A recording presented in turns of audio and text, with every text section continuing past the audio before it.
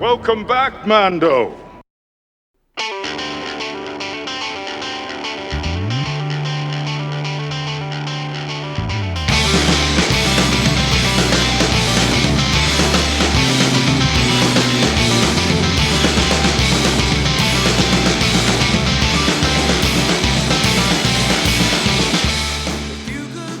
Oh, ho, ho.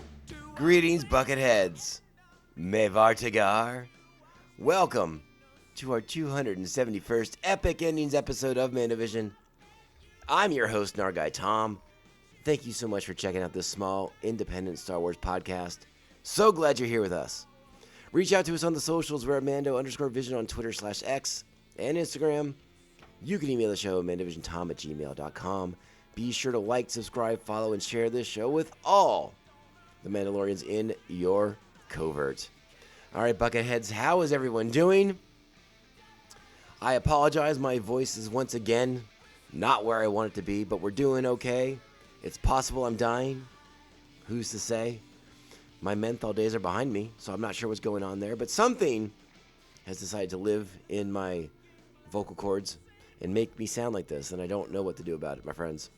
Anyways, it's not as bad as it was the other day. So, record we shall, and we are here to get into the final episode of Star Wars: The Clone Wars. That's the epic ending I'm referring to, not this podcast. This podcast isn't going anywhere, friends. No, no, no. There's plenty of Star Wars still for us to watch and talk about. So we are here to complete the journey that we started many, many years ago, roughly at the beginning of this podcast. Rewatching Star Wars: The Clone Wars, and we are here to the final episode of the revived Season 7, and it's a doozy, friends. It's a big one, so I can't wait to talk to you guys about this one today, but there is a little bit of Star Wars news to discuss first. You have probably seen the news by now that Star Wars: The Acolyte has been canceled. The show has been brought to a premature end, and as of the recording of this podcast, we don't have any comments from Leslie Headland or the other writers and creators behind the scenes, nor any of the stars themselves on the series and its ill-fated demise.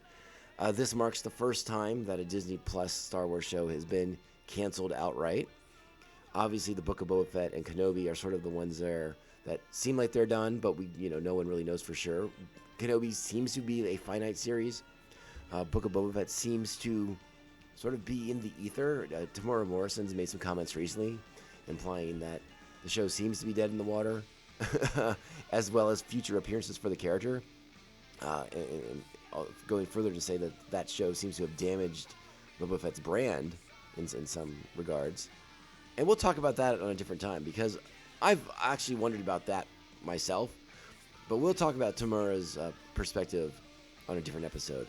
As far as the Acolyte's ending goes, yeah, you guys probably listened to my episodes about that show. You know my mixed feelings about the show overall. There was more there that I liked than I hated, but there were things that I didn't care for. There were directions I didn't like them going in. And there were avenues I wanted them to go down, but they seemed scared to do it. So, what do I know? But the show coming to an end the way it does is unfortunate, because I dislike incomplete stories. I dislike unfinished stories. So the people behind the scenes, Leslie Headland and her team, not getting to finish the story that they were telling really bums me out. They teased Plagueis, they teased Yoda for Season 2. I think the show would have had a chance to rebound with those elements more in play, more of a straightforward Jedi Sith kind of thing going on in Season 2, as opposed to sort of like the twisted morality of the Jedi story that they were telling in Season 1. But again, what am I? Who am I to say these things? My biggest problem with the show being canceled, and again, let me remind you guys, because maybe your bandwidth on this is a little bit narrow, and that's okay. But this is a show that had people who sang its praises, and then on the other side of the spectrum, there were people that hated the show's guts, hated everything the show stood for and was trying to say. And then there's more people like me in the middle who like this and like that, but didn't care for this or didn't care for that. One of the reasons why I find the cancellation of the show disheartening is because I believe it enables and rewards the haters. It gives them a false sense of power that they can go on their YouTube channels and on their podcasts and on their blogs and go on other websites and review bomb things and just spew their hate and their vitriol, and they will be rewarded by bringing something to an end. Like I am very convinced that those people are doing a victory lap right now, that they believe that they achieved something by spouting their negativity, by spouting in some cases of some things that I read and heard, is basically hate speech, and I find that very distressing and very, very, very unfortunate. Now, Disney's going to use the fact that the show was not profitable as its reason for its cancellation. And I understand that. I completely do. I really, really do. I don't understand how finances and profit work on streaming shows. It's not my area of expertise by far. I don't know. I don't understand. I don't get it. But we sort of have, I feel like the cancellation of the show has enabled that negative side of the fandom that just hates everything that Disney and Lucasfilm are doing nowadays, all of it, and that really bums me out to a degree that I've not felt in quite some time. If we go back in time a little bit, this does remind me very much of The Last Jedi, of Solo, and The Last Jedi in particular, because they spent the entire next film trying to change course, undo, and redirect from a movie because the fandom, a percentage of the fandom lashed out at what they were saying, at what they were doing in The Last Jedi. And again, The Last Jedi is a divisive film. You like it, you don't, maybe you're in the middle. I totally get it. I understand why people are pro and con for that movie. I do understand that. And Solo got the same kind of treatment too. Like, it got a lot of negativity heaped on it before it even came out in theaters. And that was unfortunate. And then they spent all this time walking it back. And recasting's a bad idea. We shouldn't do that sort of stuff. And it just makes me think that Star Wars / Lucasfilm and Disney, the people in charge, they're a bunch of cowards. They're gutless. They're spineless. They don't have much integrity. They are willing to bow to the whims of the masses, even if the masses are actually the minority. They just seem to be the loudest of the masses. And I think that's bad for the future of Star Wars. I think that's bad for the future of all content, to be perfectly frank.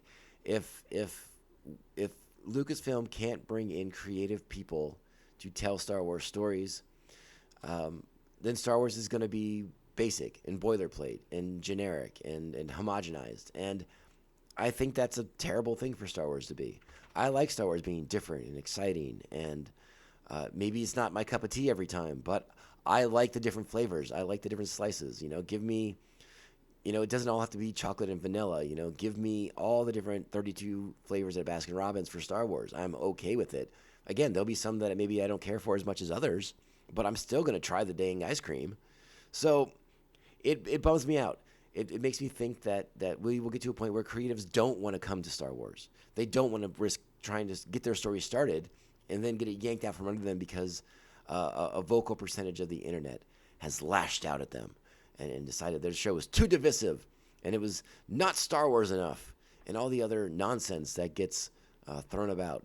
All the woke words that get thrown around, that got thrown at the Acolyte in particular. So I find that distressing. I find that upsetting. The outlier being, of course, Andor and Tony Gilroy and what he brought to the table as far as character-driven, slow burn drama for Star Wars that seems to have gotten to the point where its endgame is going to happen. We know season 2 is going to happen, and it goes right up to the beginning of Rogue One. So they get to tell that whole story. But I know there's also people who didn't care for Andor that much. Again, they're crazy. Asterisk, I'm just joking. It's just a joke. But Tony Gilroy gets to tell his story in completion. I guess the argument could be made that Leslie Headland got to tell her story to completion to a degree, but they teased enough that we need to know the rest. I want to know what happens to the Sith Stranger. We want to know what happens to the sisters. These are things that I need the completion of in my life. I don't like the idea that they're just out there wandering around, and I don't know what happens with them. Will the story get to continue in a book or a comic or something along those lines? I do hope so. I certainly hope so. Obviously, it's Star Wars. It's not like it can be shopped to another streaming network. We're not going to find Acolyte Season 2 on Netflix or Hulu. Well, Hulu, I guess, is a possibility, right? No, probably not. Probably not. But you know what I'm trying to say. Yeah, so I find that unfortunate. I find that to be not a good thing for Star Wars. And I do feel for the fan, if you're a big fan of The Acolyte, if you're one of those percentages of people that really enjoy The Acolyte, I feel for you. I really, really do. Again, you know how I felt about the show. It was very mixed, but I had more ups than downs with it. And I wanted to see the story finished.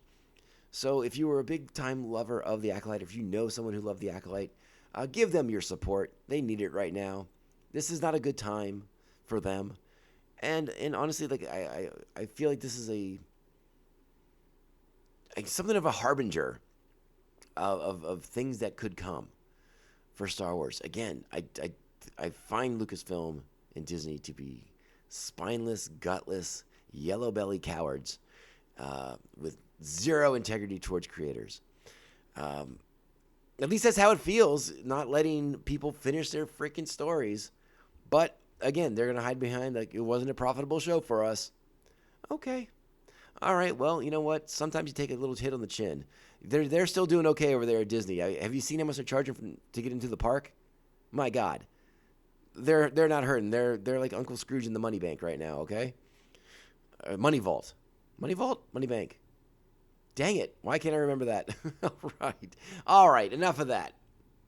We are here to wrap up the final episode of Star Wars, The Clone Wars. Our epic journey that began shortly after Season 1 of The Mandalorian. We are here to put a bow on it because this show is great. This episode is great. And I got nothing negative to say about it. So we're just going to be talking about cool Star Wars animation in this episode moving forward. So let's get the episode particulars out of the way, shall we? This is Star Wars, The Clone Wars, Season 7, Episode 12, Victory and Death. Original air date May 4th, 2020. Written by Dave Filoni. Directed by Nathaniel Villanueva. Our primary cast this week, it's short and sweet, my friends, because it's just that intimate of a story that we only have to address several people, like Ashley Eckstein as Ahsoka Tano, D. Bradley Baker as Captain Rex, and the various clone troopers. We also get Sam Witwer as Darth Maul in a very great appearance. And we even get Dave Filoni as CH-3PP. Cheap. The droids. Can't forget the droids in this episode because I love them so very, very much. Our plot for this episode: Ahsoka and Rex must use their wit and skills to survive the turbulent end of the Clone Wars. And survive it they must, my friends, because they have a future ahead of them in Rebels. And we got to get there. So, you know what that means. It is time. Strap on your buckets.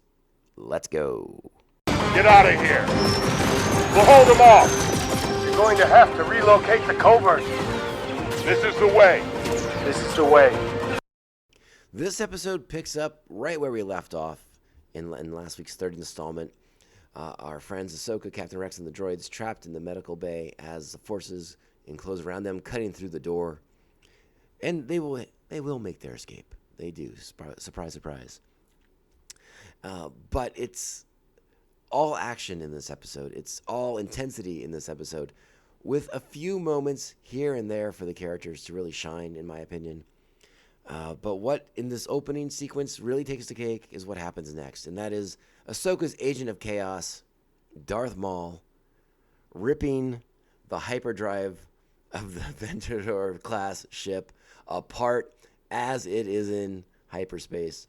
And I love the shot of the ship dropping out of hyperspace, just smoke pouring off of it as Maul has wrecked absolute house in this scene, killing clones, blowing up hyperdrives. Maul has become the Agent of Chaos that Ahsoka wanted him to be to help aid in her escape, to be the distraction she needed him to be. It's a lot for Ahsoka to take in, I think. There's so much change happening right now. I think Ahsoka's mindset, maybe initially, was that she would work her way back to the Jedi Order. That seemed to be the case when she spoke to Yoda last time. Like, yes, not immediately, but like maybe there's a future where I come back to the Order now that I've captured Maul, I've helped liberate Mandalore. I'm doing the things that a Jedi should be doing when they're not constrained by politicians in a war that they're not supposed to be involved in. So I wonder if she thinks that she'll be sort of like this conquering hero, welcome back to the fold when she brings Maul to Coruscant. And then, of course, everything gets upended with Order 66. And Ahsoka has to let go of whatever ideas she had for the future. Let go of any ideas she had of Maul as the villain. Let go of any ideas she had of the clones as her friends. Let go of almost everything that she thought she knew prior to Order 66, because it's now about survival. The galaxy has just turned on its head, and she has to survive. That is rule number one. Luckily, she will get to do so with the help and aid and companionship of her good friend Captain Rex. But that first they have to make their escape from the ship, and it is not going to be easy with all the forces aligned against them. Even the ship being pulled out of hyperspace, trapped in the gravity well of a moon, they're all coming to their certain death. But the clones, no, they will not risk not completing their mission. They will not risk failure. They will see Ahsoka Tano killed, and Captain Rex for his treason. There is no backing down. Jesse is our sort of lead clone for the opposition in this episode here. And it's a lot, because one of the things I think I've tried to emphasize as we've gone through our rewatch of the Clone Wars is the ultimate humanity of the clones in general, of their importance to Star Wars in general. And it gets summed up pretty well in one scene as Rex and Ahsoka realize that the odds are stacked against them, that odds of survival are low. But there is one scene that encapsulates everything about the clones, about Rex, and about Ahsoka, and what has to happen moving forward. But again, think about this for Ahsoka and who she is as the Jedi she is now in her time since stepping away from the Order. Again, as we've maintained from the start of this rewatch, Ahsoka Tano is the ultimate Jedi because she is not held down and restricted by the bureaucracy and politics of the Order itself. She's just out there doing good. So let's listen to this scene. Consequences be darned. Let's play it. So what do we do? Fight our way to the shuttle? There are too many. Besides, I don't want to hurt them. I hate to tell you this, but they don't care. This ship is going down, and those soldiers, my brothers, are willing to die and take you and me along with them.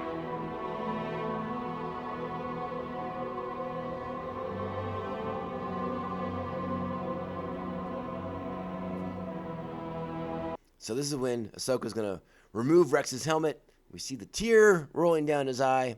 It's beautiful. It's gorgeous. Watch it. Loop it.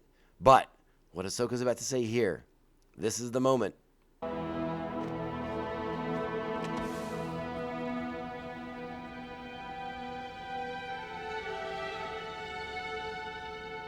You're a good soldier, Rex. So is every one of those men down there. They may be willing to die, but I am not the one who is going to kill them. Boom. Come on. That's so great, isn't it? That just... money. So awesome. So, they're going to try a little subterfuge. They're going to try a little be tricksy and false. Rex is going to take Ahsoka down to Jesse and be like, hey, I got her, but hey, check this out. Ahsoka, not really a Jedi anymore. So we're kind of living in the gray here, right, guy? Jesse, a little bit not so fast, my friend. Let's call a spade here. That's a Jedi. no matter what. Now, again, I think we might have mentioned it in last week's episode. We may not have, I don't recall. Interesting that Jesse is such a stickler for things because, again, Ahsoka not in the Jedi Order. That's a fact. That's known. But the clones apparently think of her as nothing but. Now, opposite side of the coin, Barriss Offee in a prison cell does not get executed during Order 66 because she's been expelled from the Order and is in a prison cell. Interesting. I don't know. Maybe if Jesse was on Coruscant with Barriss Offee in her cell, she'd be dead meat, and Ahsoka would have had a chance here to talk her way out of this. But they're stalling for time. They're coming up with ways to get around the clones to get to the shuttle so they can make their escape. The droids, the wonderful droids of the ship, coming to Ahsoka's aid, raising and lowering platforms. Remember, Rex is only stunning his brothers. There's no killing going on here on his part. But then Maul enters the fray, using Ahsoka and Rex as the distraction he needs to make his way to the shuttle and to make his escape. And Ahsoka does what she can to stop him from making her escape, right? Like she said last episode, she's not rooting for him. She doesn't want him to get away. She was kind of hoping the clones would just kill him too. But no. He's about to make his escape, and she is willing to risk it all to stop him from doing that, to putting his evil back out in the galaxy. And this is another case where she's got to learn to let go because it's time to survive. And she rolled the dice with Maul, and Maul has made his way out and is on the verge of escaping with their ship. Now, is she just holding on so that they can be on the ship and get out? Or does it have to do with letting Maul go? And I suppose that's an interesting question, right? Does she still view herself as the good guy here, as the hero? Or is this her final moment of realizing that she has to let go of the idea of being this hero, of turning Maul in and sacrificing all of that to survive?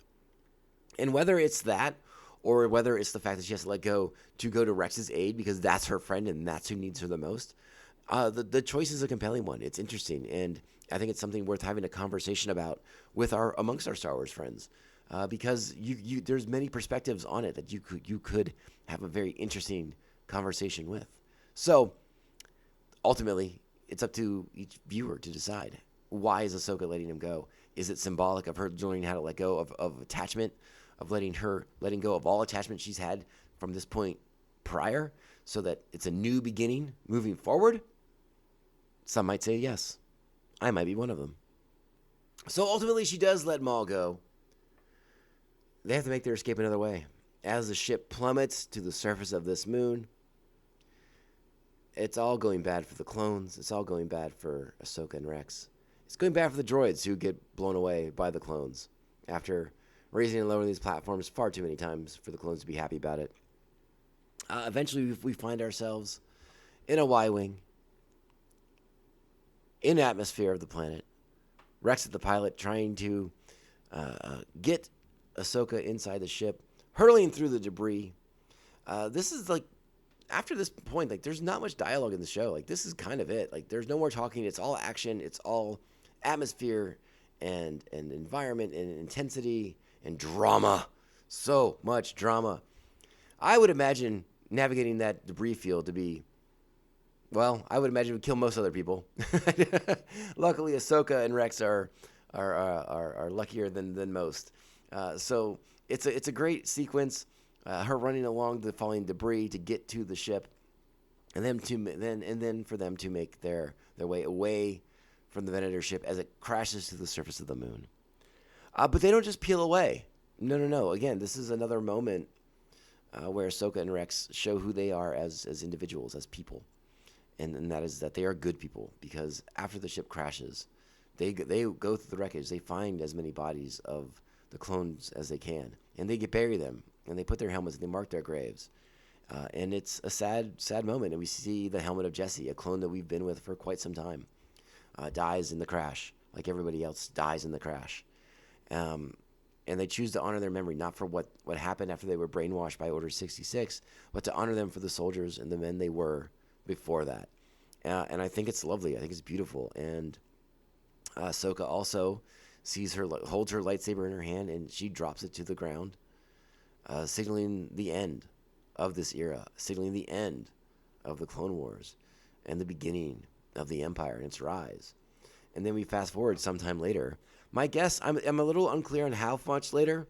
My guess is at least a year, because we see Imperial snowtroopers, one of my favorite Imperial designs, by the way, searching through the wreckage. There's not as many marked graves any longer, but Darth Vader is there. Darth Vader surveys the scene. He finds Ahsoka's lightsaber. He holds it in his hand as he looks up to the sky and sees the moray circling above.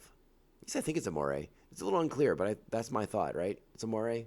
We're all in agreement here? All right, we're all in agreement. So that's the end of the Clone Wars. And again, it's all atmosphere. It's all mood and music and tone. And it's great. It sets the end. It's this wonderful transition from what we know of this period to the rise of the Empire. And it's utterly fantastic. I think I've addressed everything I needed to address as far as the themes of the episode, the letting go of Ahsoka, the not an ending but a new beginning. All these things are in the episode. They're all evident. You know them. I know them. This episode is 10 buckets of awesome. It's a premier series finale, and it has all the Star Wars that you could possibly handle in it. Good stuff here in this episode. And that concludes our Star Wars The Clone Wars rewatch series. I debated whether or not I should rank the seasons, but I ultimately decided against it because, well, it just seemed unfair to season 1. Oh, you know what? You know what I'm going to say. Yeah, season 1's probably like the lowest ranking, but like there's so much there. There are things to take out of episodes of season 1 that pertain well into the future seasons of the show.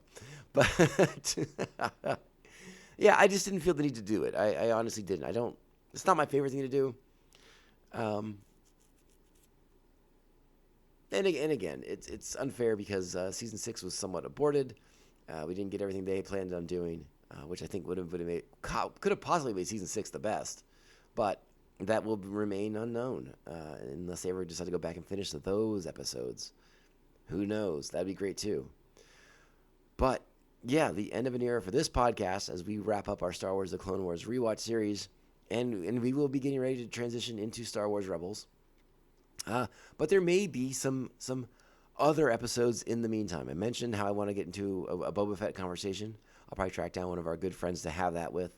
I'm also catching up on the Star Wars comic books because they're coming to an end of an era as well as they get ready to wrap up the period between Empire Strikes Back and Return of the Jedi, and then relaunch into the post-Jedi world, the beginning of the New Republic, in an era that, as a massive fan of the expanded universe, I am a big proponent of.